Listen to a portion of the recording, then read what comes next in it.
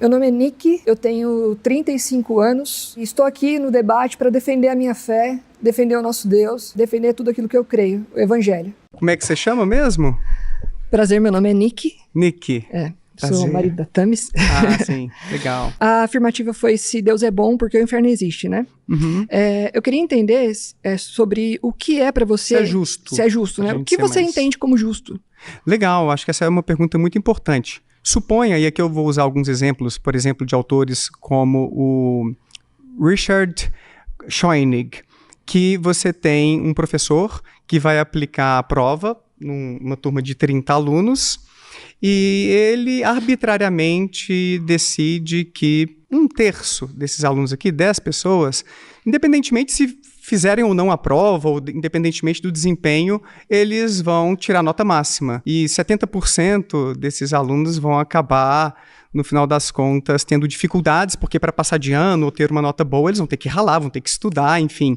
Você acha que esse professor estaria sendo justo em seu critério para avaliar esses alunos? Ou você acha que ele estaria sendo meio injusto? Porque o ponto que autores como Richard Schoenig colocam é que nem todas as pessoas têm a mesma oportunidade para poder ganhar o ticket para o reino de Deus ou acabar sendo condenado a um sofrimento eterno ou a destruição, dependendo da perspectiva teológica que eu sei que varia.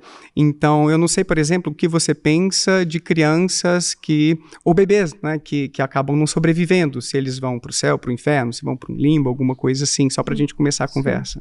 Assim, eu acho que eu não vi você respondendo ainda o que seria o justo, tá? Uhum. Mas pensando assim que justiça, né, para mim ela tem um valor moral e maior. Então, eu tenho uma referência para eu entender o que é justo, o que é amor. Eu preciso ter uma referência. Porque se eu não tiver uma referência de algo maior, parece que justiça é só uma opinião. Por quê? Porque um cara que foi criado num estado mais da miséria e outro que foi criado num outro estado da riqueza, eles têm pensamentos diferentes sobre justiça. Entendeu?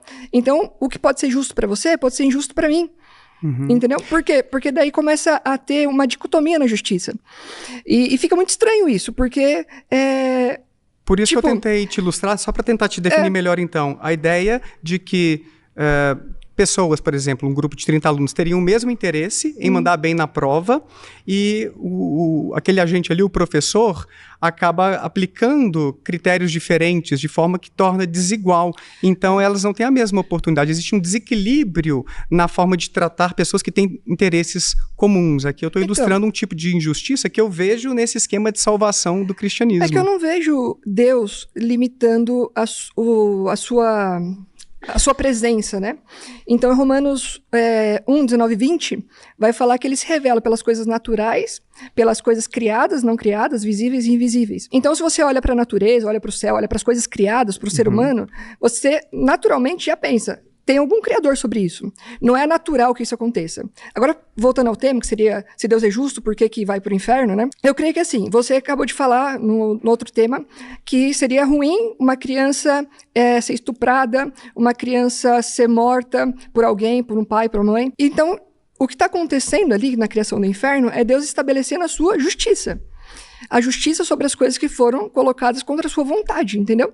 Então, o inferno não é aquele negócio que eu penso, tipo, é o Satanás que tá lá com o tridente lá, cutucando todo mundo, né? Não é isso. É Deus estabelecendo a sua justiça. Quem criou o inferno? O próprio Senhor. O Senhor estabeleceu o inferno, ele tem autoridade sobre aquilo. Ele que vai prender Satanás. Na escatologia, você vai estudar um pouco, você percebe que quem vai dominar sobre tudo, sobre todas as coisas, vai prender Satanás, é o próprio Senhor. Então, ele está sendo justo, tanto de prender o mal, de condenar o mal e mostrar que as pessoas que foram más, elas agora vão sofrer aquilo que deveriam. E por que o mundo todo não conhece? O mundo todo tem a percepção de que há uma possibilidade de conhecer.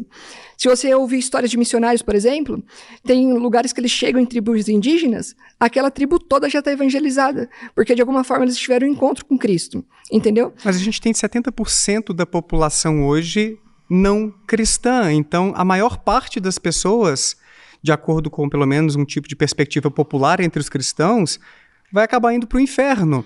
Então Deus não dá as mesmas condições para que as pessoas o conheçam, se convertam ao cristianismo. A gente tem até mesmo variantes genéticas ou certas influências genéticas por trás da propensão da pessoa a se tornar mais ou menos religiosa. Entendi.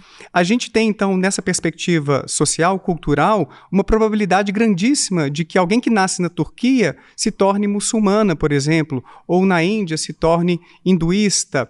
Então, não são as mesmas oportunidades. Logo, eu não vejo justiça nesse esquema de salvação preconizado pelo Então, porque você cristianismo. está estabelecendo a justiça de Deus dentro da sua própria justiça. O que seria justo para Deus, porque então? o que é justo para Deus, a nossa justiça ela é corrompida. Por quê? Porque, como eu falei para você, as criações, nossa, diferem pra gente o que é justo e injusto. Para você, de repente, disciplinar um filho é justo. Para mim seria injusto. Entendeu? Para você, de repente... Batendo, você diz. Disciplinar, seja pondo de castigo, de alguma forma. Para você seria justo e para mim injusto. Você fazer, dividir aquilo que você conquistou, de repente para você é justo. Para mim seria injusto, porque foi eu que conquistei.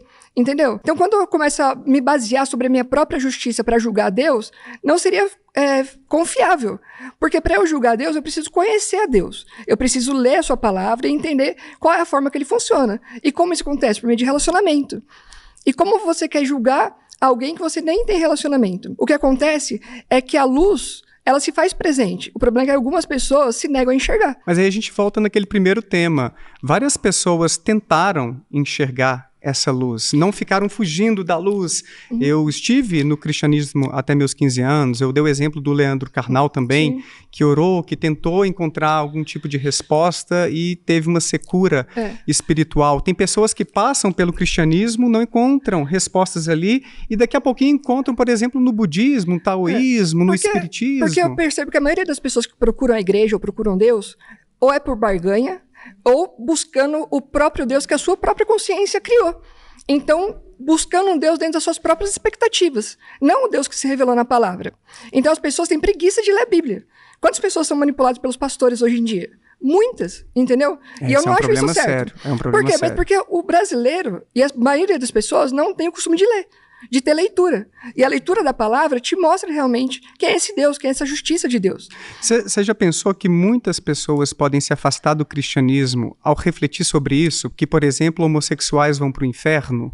É muito triste isso. Então, a palavra fala que até pastores vão para o inferno. Que muitos fizeram milagres, fizeram coisas em meu nome, e mesmo assim, aparta-te de mim. Não é uma exclusividade do homossexual. É uma exclusividade daquele que não serviu com o coração íntegro ao Senhor. Aquele que não recebeu Jesus como um verdadeiro salvador de sua vida. Então não tem a ver só o homossexual. Tem a ver com aquele que não reconhece realmente em seu coração Jesus como seu salvador. E tem ele como seu Senhor de sua vida.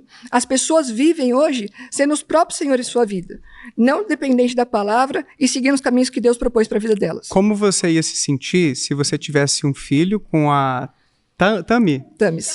Temos 3. Com a Tamis, vamos supor, cenário ruim, mas só suposição.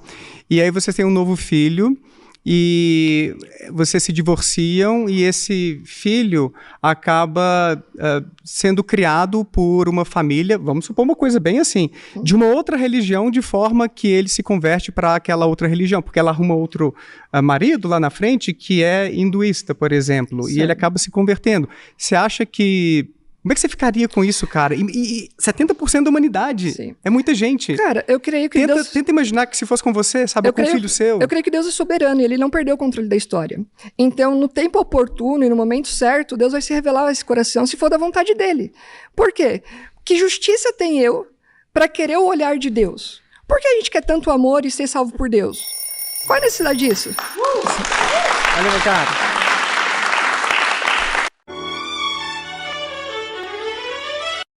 Graça e paz, povo de Deus.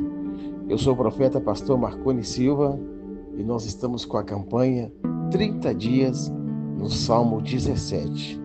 Temos certeza que o aprendizado, que o ganho espiritual vai ser grande e a prosperidade também na sua vida.